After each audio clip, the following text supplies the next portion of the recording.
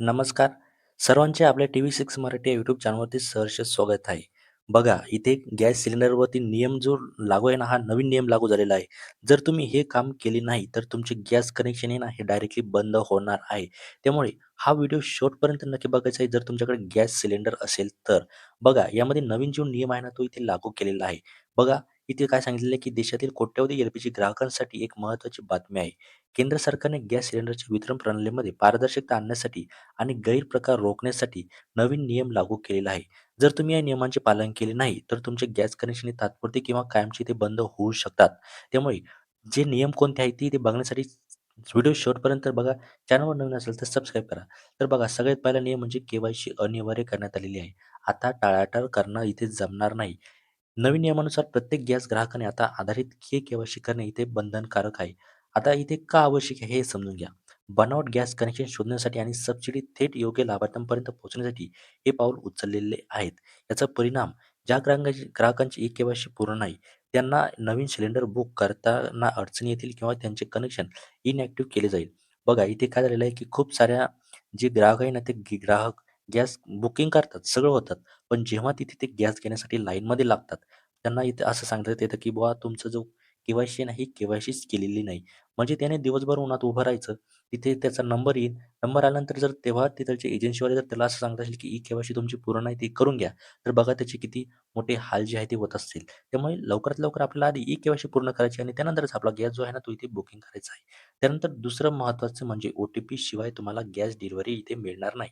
हो, हे तुम्ही खरं ऐकलेलं आहे. आता तुम्हाला ओ-टी-पी शिवाय इथे कोणताही गॅस इथे भेटणार नाही. आता गॅस सिलेंडर तुमच्या घरी आल्यावर केवळ पैसे देऊन चालणार नाही. सुरक्षिततेसाठी डी-एस-सी प्रणाली कडक करण्यात आलेली आहे. म्हणजे तुमचा जो डी-एस-सी नंबर असतो ना, डिलिव्हरी ऑथेंटिकेशन कोड, तो तुम्हाला तिथे द्यावाच लागणार आहे. तरच तुम्हाला जो गॅस आहे तो इथे भेटणार आहे. तुम्ही सिलेंडर बुक केल्यानंतर तुमच्या नोंदणीकृत मोबाईल नंबरवर एक ओ-टी-पी येतो. जेव्हा तुम्ही बुकिंग करता ना, त्यानंतर 7 ते 8 दिवस लागतात आता डी-एस-सी नंबर येण्यासाठी. तो डी-एस-सी नंबर तुमच्या मोबाईलवर आल्यानंतरच तुम्हाला जो गॅस सिलेंडर आहे ना, तो इथे भेटतो. जर डी-एस-सी नंबरच्या आधी जर तुम्ही गॅस इथे घेण्यासाठी गेला, तर ते एजन्सीवाले डायरेक्टली तुम्हाला नाही म्हणून सांगतात. डी-एस-सी नंबर त्यांना अर्जंट लागतो. जेव्हा डिलिव्हरी बॉय सिलेंडर घेऊन येईल, तेव्हा त्याला हा ओ-टी-पी सांगावा लागणार आहे. त्याशिवाय डिलिव्हरीची प्रक्रिया पूर्ण होणार नाही. यामुळे गॅसची चोरी आणि चुकीची पुरवठा इथे थांबवण्यात येणार आहे. बघा, जर तरीसुद्धा तुम्ही डी-एस-सी नंबरशिवाय तुम्ही जर गॅस घेतला, तर तुम्हाला जी सबसिडी येते ना, ती सबसिडी तुमच्या अकाउंटवर इथे जमा होणार नाही. हे सुद्धा इथे लक्षात घ्यायचं आहे.